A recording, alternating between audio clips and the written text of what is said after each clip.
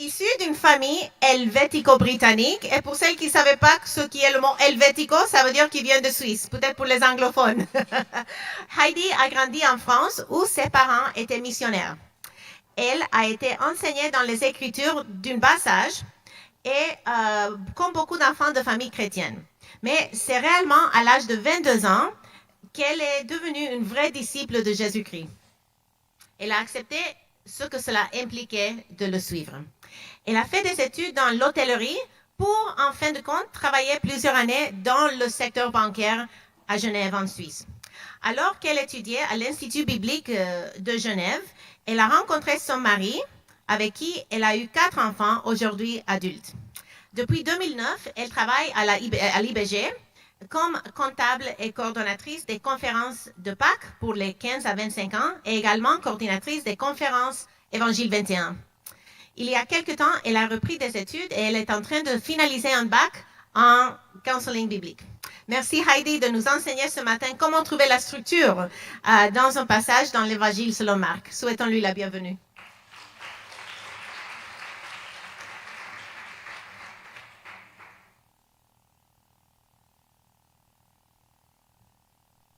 Bonjour. Vous m'entendez? Oui, ok. Donc c'est à moi que revient ce privilège de vous parler de la structure. Donc pour commencer, je vais vous montrer des images et je vais vous demander de me dire ce qu'elles représentent. Donc il y a une première image qui va apparaître à l'écran. Qu'est-ce que c'est? Une tour de contrôle. La deuxième. Bravo. Et la troisième?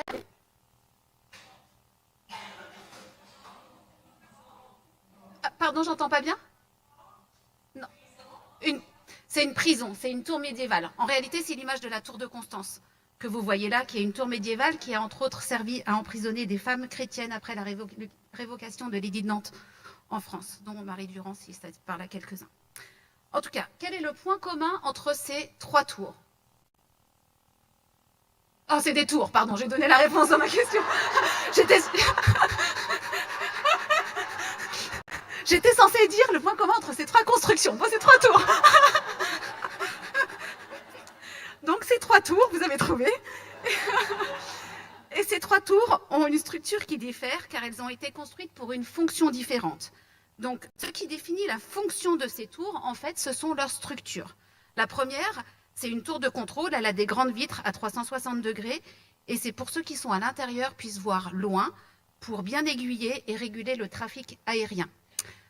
Le phare, lui, par contre, il a aussi des vitres à 360 degrés, mais elles sont une autre structure et elles servent à projeter de la lumière afin de pouvoir se repérer et s'orienter.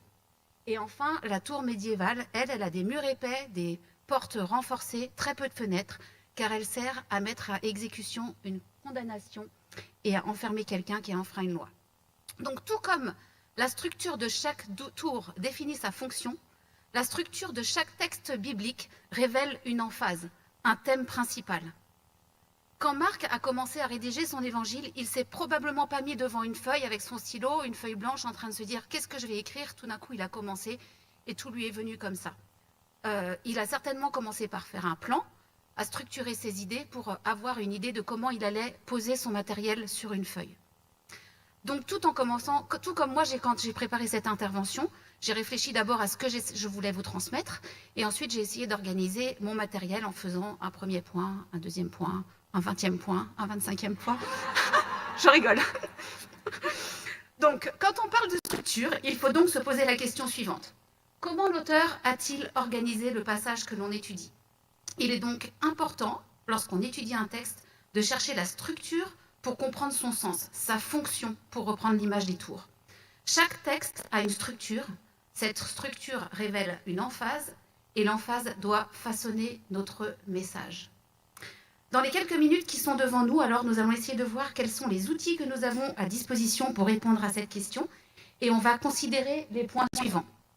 Vous verrez qu'il n'y a pas 25 points, mais il y en a quand même quelques-uns. Donc, il y a les stratégies, les types de textes et genres littéraires, quelle stratégie adopter, le narratif, trouver l'emphase, articuler la structure. Je vais donner un petit mot rapide sur les paraboles et enfin je vais vous donner 4 conseils. Mais avant de s'attaquer à la question des stratégies, voici quelques précisions. Quand on parle de structure, vous allez entendre des termes comme macrostructure et microstructure. Et pour parler, macrostructure, c'est le grand angle. On part d'un grand angle et on zoome par zone concentrique pour aller vers une plus petite structure. Donc quand on parle de la macrostructure de la Bible, la première macrostructure qu'on a, c'est l'Ancien Testament et le Nouveau Testament. Notre Bible, elle est structurée en 2 parties.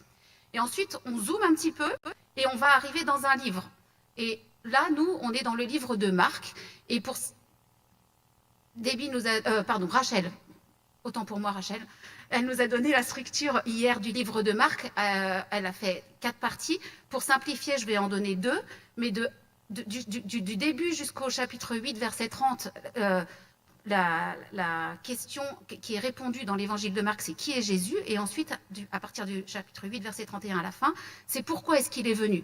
Et dans ces 2 parties du livre de Marc, il y a encore des sections. Et donc là, on zoome encore un peu plus pour aller dans des sections. Dans ces parties, Marc, il a organisé son matériel en donnant des sections pour qu'on puisse comprendre quelque chose. Et en fait, si on zoome encore un peu plus, on arrive sur des passages. Et ça, c'est ce que vous avez étudié pour ce week-end en étudiant certaines des fiches de Marc 6, 9 ou chapitre 4, au chapitre 14. Donc nous, on va s'attaquer plus précisément aujourd'hui à la microstructure. Ce n'est pas un travail facile. Et pourquoi est-ce que ce n'est pas un travail facile? Parce que la rédaction de la Bible a commencé il y a à peu près 3500 ans et elle a fini il y a environ 2000 ans. Vous êtes d'accord que depuis les circonstances de vie et beaucoup de choses ont évolué, on n'est pas dans la même façon de vivre que les gens de l'époque. Elle a été rédigée par un peuple qui est principalement sémite et donc ils sont d'une autre culture, avec une autre logique, avec une autre façon de raisonner et d'argumenter.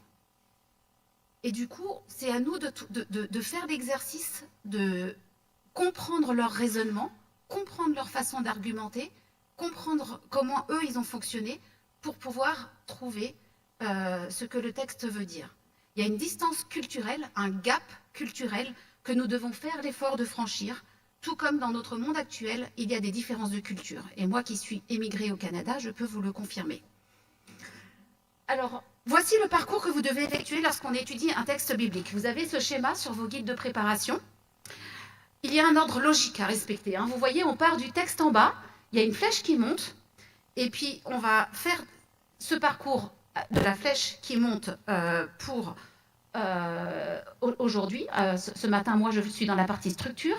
Ensuite, la flèche va à droite, et puis elle redescend pour nous aujourd'hui. On ne peut pas aller du texte directement à nous aujourd'hui avec les pointillés. Il devrait y avoir un grand sens interdit là au milieu de ces pointillés parce que c'est pas possible. Il y a un ordre à respecter afin de comprendre ce que l'auteur a voulu dire quand il a écrit son texte, afin que nous on puisse en tirer les applications pour nous aujourd'hui sans pervertir ou sans changer le sens du texte original. Et par exemple, on ne peut pas non plus passer du texte directement au lien de l'évangile, sinon on risque, vous voyez les pointillés, le risque c'est de spiritualiser, c'est ça que ça représente sur le schéma. Tout comme après qu'on ait fait le travail de structure et de contexte, on ne peut pas redescendre à nous aujourd'hui, une fois qu'on a compris ce que ça voulait dire pour eux à l'époque, parce que sinon on court le risque de moraliser. On doit bien respecter toutes les étapes de ce parcours. Alors aujourd'hui, on va effectuer ce parcours ensemble. Donc Déby et moi ce matin, on va parler moi de la structure, Déby du contexte. Cet après-midi, c'est Valérie qui va s'attaquer à la réflexion théologique. Et puis en fin de journée, vous aurez le privilège d'entendre Angie sur un passage biblique. Alors elle ne va pas vous expliquer le travail de persuasion, mais vous verrez le résultat de tout le parcours qu'elle a fait pour son texte, toute la réflexion qu'elle a eue, le travail de persuasion pour arriver à ce qu'elle va nous présenter tout à l'heure. Alors, donc, quand on parle de structure, on est dans la partie de l'exégèse. Donc c'est la flèche bleue qui monte en haut. Et je vais laisser cette flèche bleue tout le long sur le PowerPoint. Elle va rester, comme ça vous pouvez bien vous représenter qu'on est vraiment dans la première étape, dans une des premières étapes pour étudier un texte. On essaye de comprendre ce que l'auteur a voulu dire à son premier auditoire, c'est-à-dire au lecteur pour qui il a écrit ce livre et à qui était destiné ce livre en premier lieu. Alors, on va se pencher sur la structure. Alors, on part à la recherche du sens du texte. Et tout comme un archéologue, nous avons plusieurs outils à notre disposition et la structure est un de ces outils qui va nous permettre de dégager l'emphase du sens du texte. Parce que chaque texte a une structure, cette structure révèle une emphase et l'emphase doit façonner notre message. Alors, on retrousse nos manches et on y va. Les stratégies. Est-ce que certaines d'entre vous ont des idées de stratégies possibles pour chercher la structure dans un texte biblique? Lecture, c'est une bonne stratégie. C'est un bon début. J'entends pas très bien, je suis désolée, il faut parler fort. Les répétitions, très bien. Les mots de transition, très bien. Vous êtes timide? Le genre et le type de texte que c'est?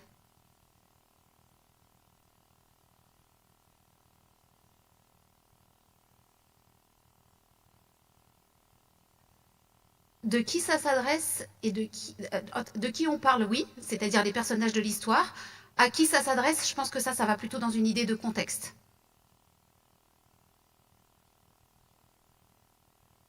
Des concepts qui sont répétés, c'est vrai, il y a les répétitions des mots, il y a les répétitions des phrases, il y a les répétitions d'idées.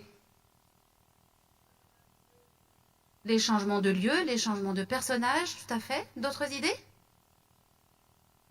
L'arc narratif. Je vais vous expliquer ça tout à l'heure. Les mots de liaison, tout à fait. Donc tout ça, ce sont des outils qui sont à notre disposition. Hein. Il y a des changements de lieu, changements de décor. Il y a peut-être des fois des changements de sujet, des changements de temps de verbe. Parfois, on passe du présent au futur. Il y a de l'impératif qui est au milieu. On regarde les propositions subordonnées. Pour celles qui ne sont pas très très bonnes en français, c'est les que, qui, quoi, quand qui subordonnent une autre phrase. On va regarder les questions, les réponses. Quand on va parler de poésie, on va regarder ce qu'on appelle les parallélismes.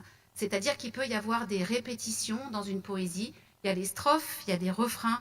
Et puis, il y a aussi ce qu'on appelle des serre-livres. C'est-à-dire que des fois, il y a une phrase qui est introduite, il y a un texte et la phrase, elle est répétée des fois dans les mêmes mots, des fois pas tout à fait dans les mêmes mots, mais qui a le même sens et qui englobe un texte. Tout ça, ça nous aide à trouver la structure d'un texte. Mais pour chaque... ce sont toutes les stratégies qu'on a à notre disposition. Mais il y a plusieurs stratégies et les stratégies vont être prédominantes en fonction du type de texte que l'on étudie. Et donc, il faut se poser la question des types de textes. Il y a 3 types de textes dans la Bible. Le discours, essentiellement. Et les discours, ce sont des enseignements qui instruisent dans une logique d'argument. Hein. Puisque Jésus est mort, alors nous allons aussi ressusciter avec lui. Et un jour, il y a une suite logique dans l'argumentation qu'on essaye de faire. La poésie, ça je pense que vous êtes tous familiers avec la poésie. Hein. Il y a des strophes, des refrains parfois il y a des rimes. On trouve beaucoup d'images, de métaphores, de langage figuratif dans la poésie. Et enfin, il y a les textes narratifs qui sont des histoires. Ça, on est tous plus habitués parce que depuis notre tendre enfance, on entend des histoires. La plupart du temps, ce sont des textes narratifs avec une intrigue, des personnages, un décor.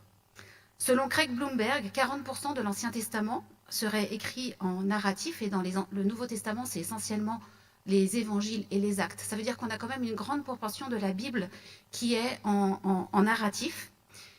Et chaque livre de la Bible a un type de narration, de texte prédominant.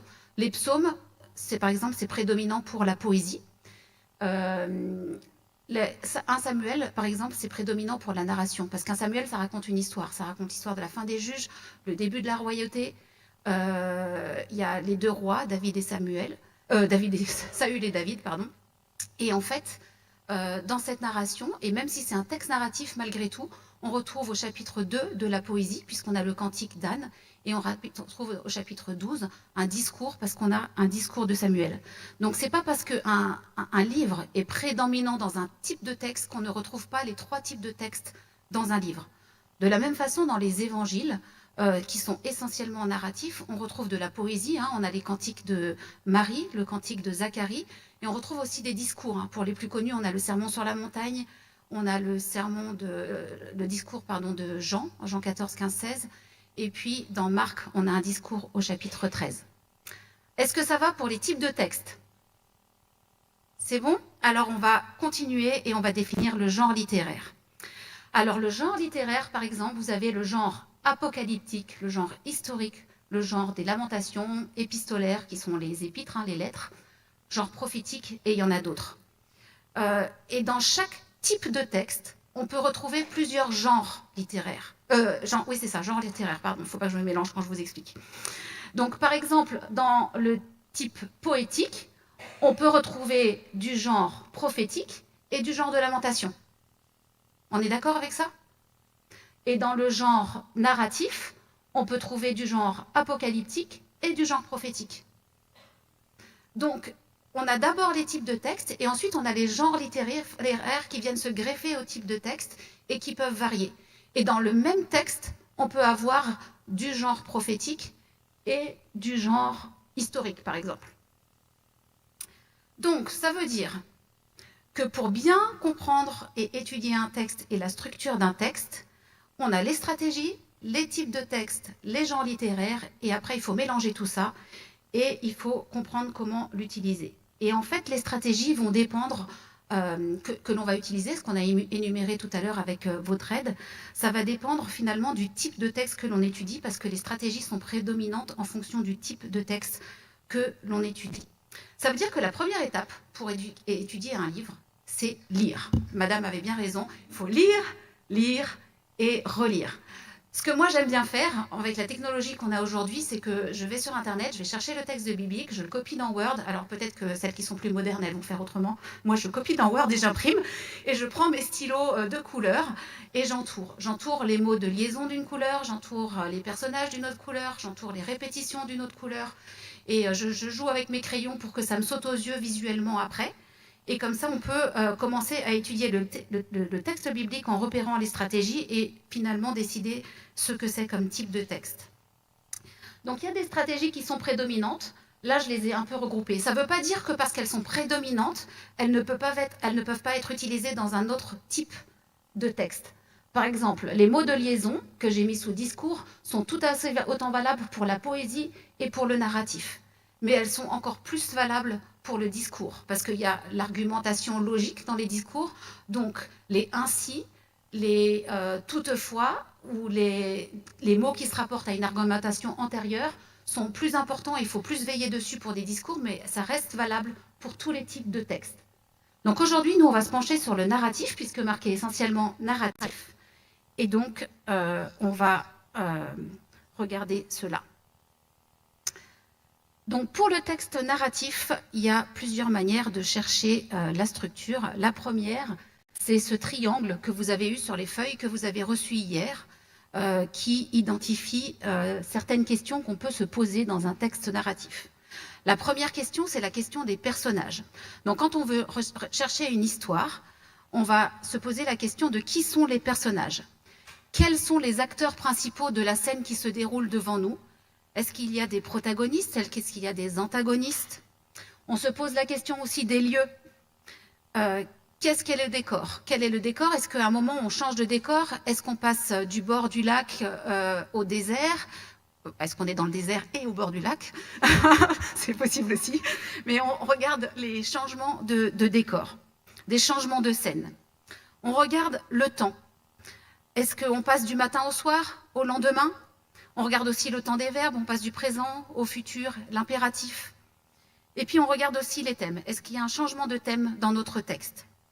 Parfois, cela suffit à nous donner notre structure. Par exemple, je sais que certaines, dans mon groupe de femmes à Gatineau, qui ont étudié le texte de Marc 9, elles ont découpé la structure de leur texte en mettant ce qui se passe sur la montagne et ce qui se passe en redescendant de la montagne, avec des sous-points. Et ça, si on voit le changement de lieu, et que ça se passe sur deux scènes différentes et deux actions différentes, ça suffit à montrer la structure. Cependant, la structure d'un texte narratif se fait le plus majoritairement, on va dire, avec l'arc narratif. Et donc, je vais vous parler maintenant aussi de l'arc narratif. Donc, l'arc narratif est composé de 5 éléments. Le premier élément, c'est la situation initiale. vous avez ça sur vos feuilles qui vous ont été données hier à l'accueil. Donc, si vous avez ça dans votre matériel, normalement, ces schémas. La situation initiale, c'est le premier élément. Il y a ensuite un élément perturbateur qui arrive, le point culminant, la résolution du conflit, éventuellement le dénouement, et ensuite la situation finale. Ainsi, si je prends l'exemple de Blanche-Neige, histoire que l'on connaît tous, il y a la situation initiale. Un roi, une reine, ils ont un enfant. Après la mort de la reine, le roi se marie avec une méchante belle-mère, mais très belle. L'élément perturbateur, un jour, le miroir dit à la méchante belle-mère que Blanche-Neige est plus belle qu'elle. Et alors, elle engage un chasseur pour aller tuer Blanche-Neige. Mais le chasseur, il n'a pas à cœur de tuer Blanche-Neige. Il ramène les viscères d'un marcassin à la place. Et un jour, quand la belle-mère interroge son miroir, le miroir, il lui dit encore que Blanche-Neige, elle est plus belle. Et elle se rend compte qu'elle a été trompée. Et le point culminant, c'est la belle-mère qui dit je vais m'en charger moi-même, je vais la tuer. Donc après plusieurs stratégies, on sait tous, elle vient avec la belle pomme rouge, bien appétissante. Blanche-Neige croque dedans et elle tombe raide morte après avoir croqué dans cette pomme. Et là, on se dit oh là là, mais c'est quoi cette histoire? Ça finit comme ça, on est au point de tension culminant de l'histoire. Et en fait, la résolution, c'est que les nains qui aimaient trop Blanche-Neige, ils lui ont fait un cercueil en verre et par là, un prince charmant passe, voit Blanche-Neige et lui fait un bisou qui la réveille. Et donc notre situation finale, c'est qu'ils eurent beaucoup d'enfants et ils vécurent heureux. Donc voilà à peu près un arc narratif pour vous donner un exemple pour des histoires qu'on connaît tous. Mais ça, c'est valable pour nos textes bibliques. Ça existe dans nos textes bibliques. Et les questions à se poser quand on veut rechercher un arc narratif, c'est quel est le conflit, s'il y en a un? Quel est le problème, sinon s'il n'y a pas de conflit? Quel est l'élément qui produit un moment qui a une tension dramatique dans l'histoire? À un moment, on arrive à une tension dramatique, comme Blanche-Neige, quand elle a croqué dans la pomme et qu'elle meurt, on dit on n'a pas raconté quand même toute cette histoire pour voir Blanche-Neige mourir, quoi. À quel moment cette tension est à son apogée? Et quel est le tournant de l'histoire? Quelle est la solution à cette tension? Alors nous, on va travailler ce matin sur un texte qu'on va prendre dans Marc 4, les versets 35 à 41, c'est Jésus dans la tempête, et on va travailler là-dessus et on va essayer de dégager l'arc narratif. Donc je vais lire le texte, et puis vous allez ensuite, je vais vous donner 5 minutes, vous allez travailler sur vos tables par petits groupes et vous allez essayer de dégager l'arc narratif de ce texte. Je vous laisse 2 minutes pour chercher. Ce même jour, sur le soir, Jésus leur dit « Passons sur l'autre rive. » Après avoir renvoyé la foule, ils l'emmenèrent dans la barque où il se trouvait, et il y avait aussi d'autres barques avec lui. Il s'éleva une forte bourrasque, et les vagues se jetaient dans la barque au point qu'elle se remplissait déjà. Et lui, il dormait à la poupe, sur le coussin. Ils le réveillèrent et lui dirent « Maître, ne te soucie pas de ce que nous périssons ?» Il se réveilla, menaça le vent et dit à la mer « Silence, tais-toi. » Le vent cessa et un grand calme se fit. Puis il leur dit « Pourquoi avez-vous tellement peur? Comment n'avez-vous pas de foi ?» Ils furent saisis d'une grande crainte et se dirent les uns aux autres « Quel est donc celui-ci, car même le vent et la mer lui obéissent ?» Donc je vous laisse 5 minutes pour essayer de trouver l'arc narratif dans vos petits groupes.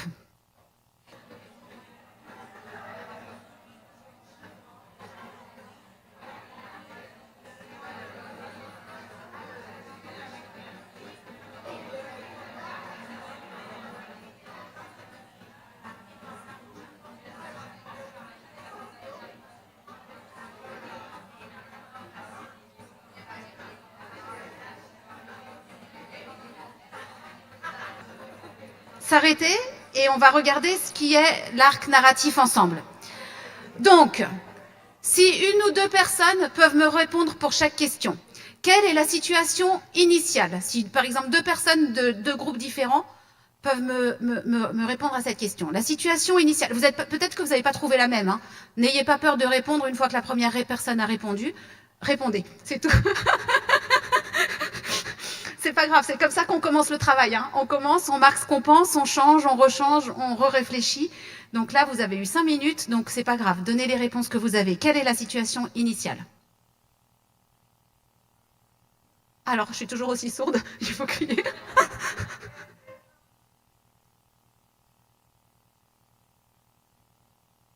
Oui.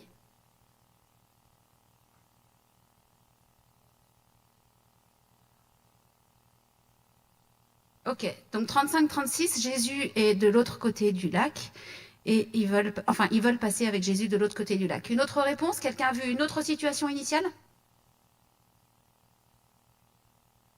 Tout le monde avait la même situation initiale? Très bien. Quel est l'élément perturbateur?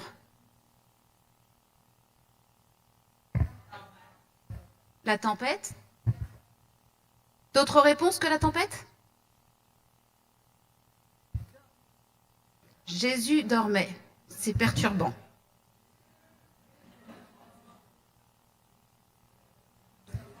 Quel est le point culminant selon vous?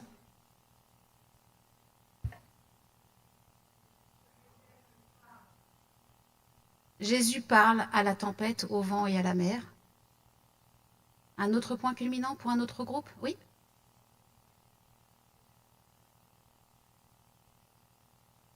C'est l'ensemble. Très bien.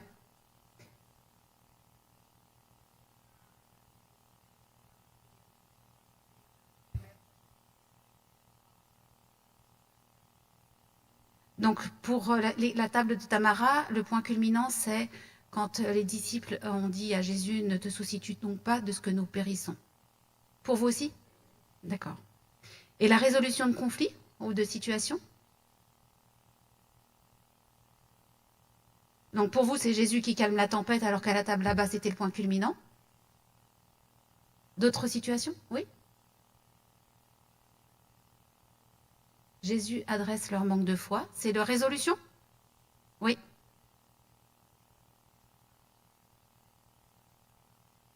Oui.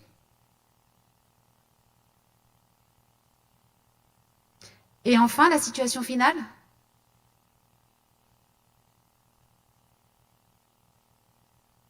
Pas de situation finale? Oui. Verset 41, donc. Ils sont saisis d'une grande frayeur, ça, ce serait la situation finale? Ils s'interrogent sur Jésus.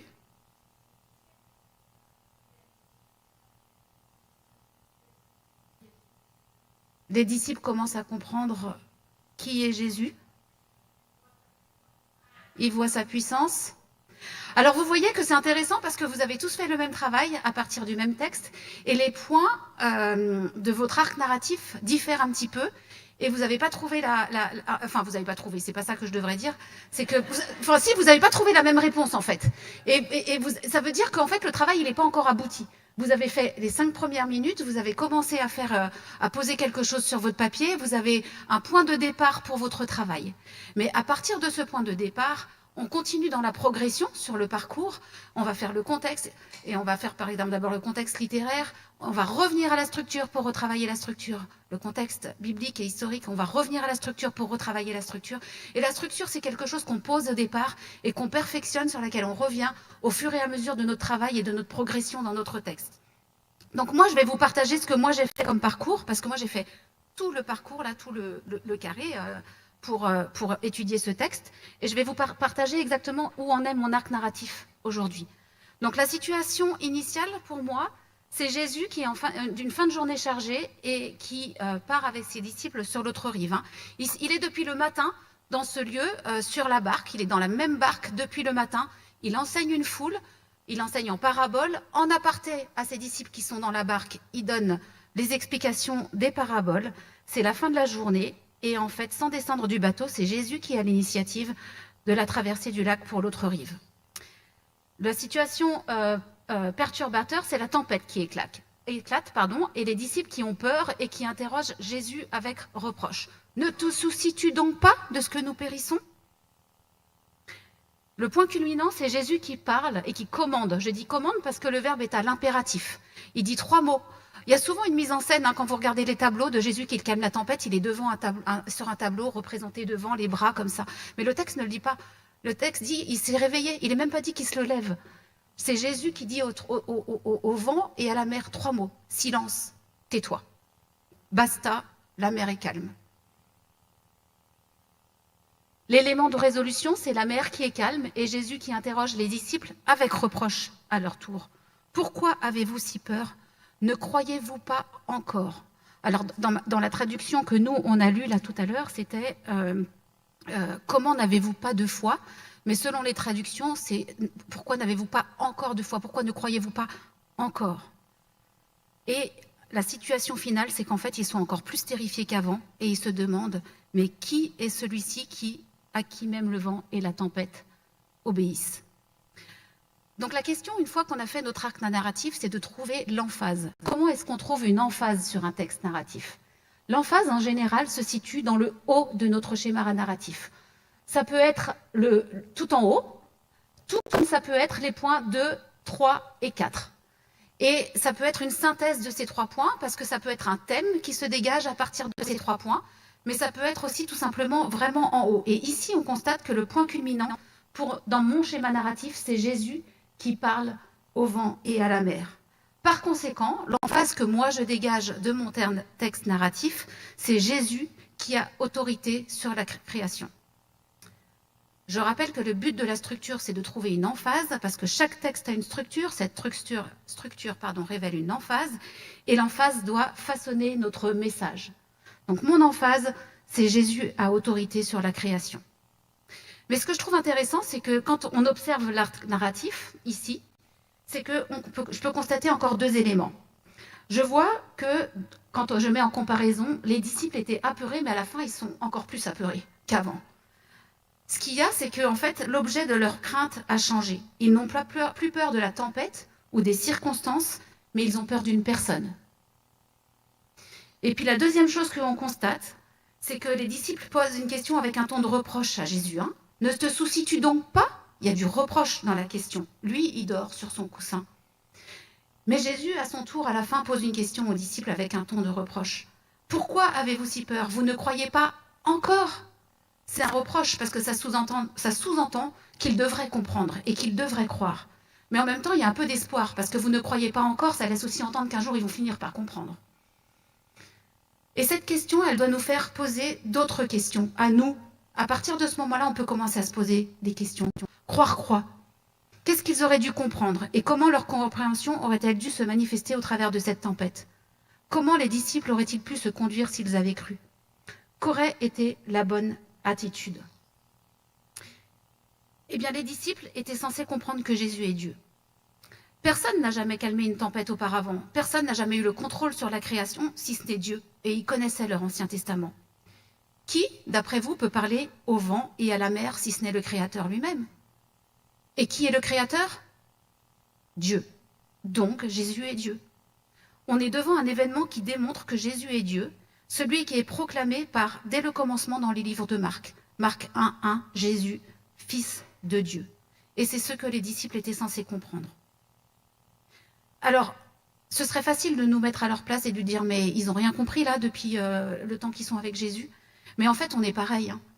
Moi, je me rappelle quand il y a eu les événements du 11 septembre, on a des amis qui sont venus à la maison et on a passé la journée hébétés devant nos télévisions à regarder les mêmes images et les mêmes images et les mêmes images en boucle tellement on n'y croyait pas. Et le lendemain matin, on se réveillait, on se demandait mais est-ce que c'est vrai? Est-ce que c'est vraiment arrivé? Quand on a des chocs dans la vie, on met du temps à réaliser. On met du temps à comprendre les choses. Donc on ne peut pas blâmer les disciples. Et les disciples, là, ils n'ont pas encore bien réalisé que cet homme avec qui ils sont et qu'on voit au travers des 4 premiers chapitres, chasser des démons, guérir des malades, pardonner des péchés, parler du royaume, c'est Dieu. Dieu lui-même, incarné avec la puissance et l'autorité qui le caractérisent. Ils ont raison d'avoir peur. Ils ont raison d'avoir encore plus peur de Dieu que de la tempête. La crainte de l'Éternel est le commencement de la sagesse. Tous ceux qui l'observent ont une raison saine. Sa gloire subsiste à jamais. Nous sommes appelés à craindre l'Éternel et à lui rendre gloire. Je fais un petit aparté, je sors de la structure, mais je reviens dans 2 minutes puisque j'ai fait tout le parcours pour vous dire que les disciples, s'ils avaient compris avant la tempête qui était Jésus, malgré la crainte de la tempête, ils n'auraient pas réveillé Jésus pour lui dire « Ne te soucies-tu pas de ce que nous périssons ?» Dieu était avec eux. Et même si Jésus, dans son incarnation, dormait, nous, on a un Dieu qui ne sommeille ni ne dort et qui veille sur nous. Dans nos tempêtes, nous sommes appelés à craindre l'Éternel.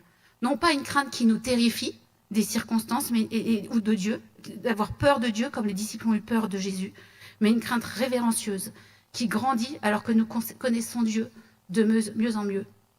Une crainte qui nourrit notre foi afin de pouvoir glorifier Dieu en mettant notre foi en action et en maintenant le cap dans nos tempêtes, même si ces tempêtes impliquent des efforts, de la peur, des larmes et peut-être parfois la mort physique.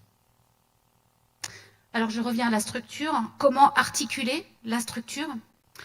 Lorsqu'on détermine la structure d'un type de texte, de discours ou de poésie, naturellement, on va segmenter la structure en disant verset 2 à 12, par exemple, et on va donner un titre, relation de la confiance et d'adoration, par exemple. Pour un texte narratif, c'est un tout petit peu différent. Vous avez les deux options. Vous pouvez faire votre arc narratif et vous trouvez l'emphase, comme vous avez vu mon arc narratif, et on a trouvé une emphase, et ça peut suffire, parce que la structure, le but de la structure, c'est de trouver l'emphase du texte. Mais vous pouvez aussi parfois segmenter les versets et dire de verset temps à temps tel titre, verset temps à temps, mais selon les textes, parfois vous verrez que l'un sera plus pertinent que l'autre. Voilà, mais vous pouvez aussi faire les deux. Par exemple, moi j'ai segmenté mon texte de Marc. Et quand je l'ai segmenté, j'ai fait les versets 35 à 38. Le titre que j'ai donné, c'est « Le reproche des disciples à Jésus dans la tempête », sujet de leur crainte. Verset 39, Jésus parle au vent et à la mer. Et 40 et 41, le reproche de Jésus aux disciples, Jésus, sujet de leur crainte. Et en fait, vous voyez que finalement, si je segmente, j'ai plus que 3 points. Je n'ai pas les 5 points de mon arc narratif. Si j'avais fait la segmentation avec l'arc narratif, j'aurais 5 points et j'aurais des versets qui seraient seuls. Là, j'ai le verset 39 tout seul, mais le verset 40 serait tout seul et ferait 1 point, et le verset 41. Et c'est pas judicieux quand on a des textes courts, on ne fait pas une segmentation en mettant un verset et que chaque verset fasse une partie, bien que dans l'évangile de Marc, ce soit des textes très courts. Il faut quand même essayer de regrouper parce que le but, c'est de trouver la structure et un plan du texte. Quand on a 40 versets, on ne peut pas se permettre de mettre 40 versets isolés en faisant une structure en mettant les 40 versets. Donc ça va beaucoup dépendre aussi de vos passages.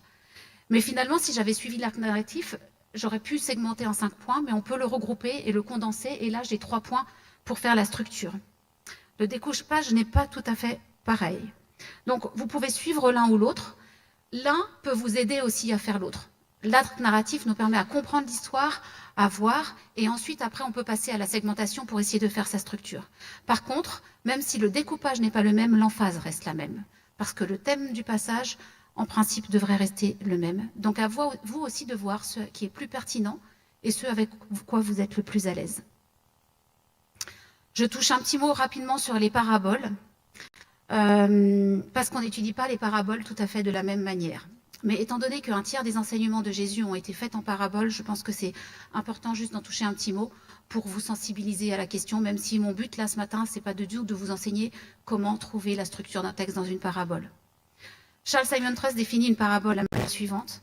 Une parabole est une histoire simple, généralement narrative, ancrée dans le monde réel et utilisée pour provoquer le public sur un sujet spirituel ou moral, ou encore pour valoriser un point de vue spirituel ou moral.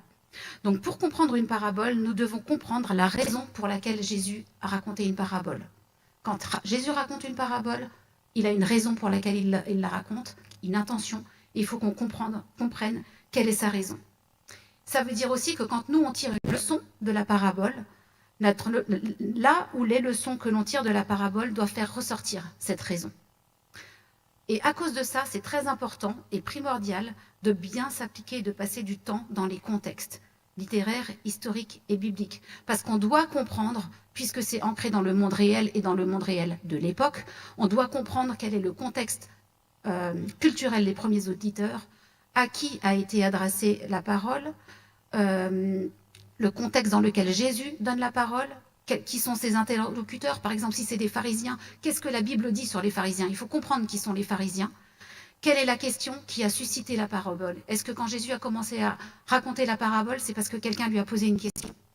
Mais on doit aussi comprendre quelle était la raison et l'intention de l'auteur, donc pour notre livre de Marc, quand il a écrit la parabole à cet endroit, quelle était son intention dans la structure de son récit, dans sa macrostructure.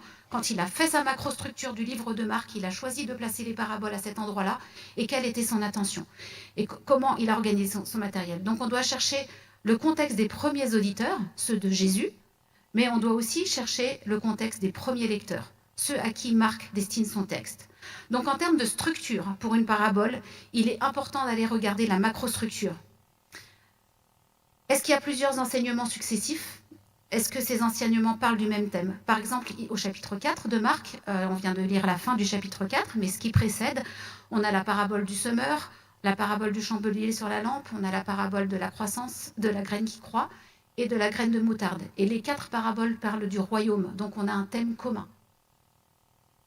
Et enfin, juste un dernier mot sur les paraboles. L'interprétation d'une parabole doit toujours être cohérente par rapport au reste des Écritures. Si vous comprenez une parabole d'une manière qui n'est pas cohérente au reste des Écritures, vous vous êtes trompé. Il faut recommencer. C'est une des manières d'examiner si vous avez bien compris. Alors je finis avec 4 conseils. La première, tenez compte de l'ensemble du découpage du texte. Le découpage du texte n'est pas inspiré. Dans la Bible, il n'y avait pas de chapitre ni de versets au départ, mais les gens qui vous ont fait un découpage, quand ils vous donnent un travail de découpage, en général, ils ont réfléchi, ils ne sont pas infaillibles, mais ils ont quand même réfléchi au découpage du texte. Donc quand on vous donne un découpage, tenez compte de tous les versets. J'ai remarqué que des fois, il y a des tendances à laisser les 2 premiers versets de côté ou les 2 derniers versets de côté. Ils ne nous arrangent pas trop parce que le texte, il dit ça. Mais si vous êtes dans ce genre de fonctionnement, posez-vous la question, est-ce que vous êtes en train de vouloir imposer quelque chose que vous comprenez au texte, ou est-ce que vous êtes en train de laisser le texte vous imposer ce qu'il est en train d'essayer de dire? C'est difficile parce que plusieurs d'entre nous, on est chrétiens depuis des années, on a fait l'école du dimanche, on a entendu des histoires, on a déjà une idée avant même de commencer la lecture de ce que le texte dit. Et en fait, on doit vraiment faire table rase, essayer de faire un blackout dans notre cerveau pour essayer de recommencer à zéro et essayer de dire qu'est-ce que le texte dit et qu'est-ce qu'il enseigne. Mon deuxième conseil, c'est éviter une structure détaillée. Le mieux est l'ennemi du bien.